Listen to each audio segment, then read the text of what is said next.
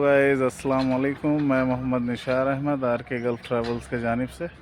दोस्तों, अभी कतर के लिए एक रिक्वायरमेंट आया है जो कि स्टील मैन्युफैक्चरिंग इंडस्ट्री से है और इसमें जो पोजीशन है ईओटी क्रेन ऑपरेटर के लिए है और बेसिक सैलरी इसमें 2000 कतर रियाल है plus 500 for food allowance, accommodation, transportation, medical over time provided by company.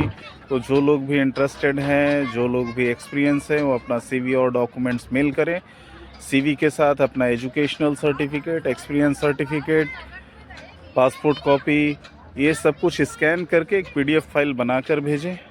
Okay guys, जिनका सीवी शॉर्टलिस्ट होगा उनको हम लोग जूम इंटरव्यू के लिए ऑफिस बुलाएंगे और बाकी जानकारी के लिए आप हमारे सुपेला ऑफिस में भी विज़िट कर सकते हैं। साथ ही साथ हमारे लिंक्डइन पेज को, फेसबुक पेज को और यूट्यूब चैनल्स को लाइक्स एंड सब्सक्राइब करें।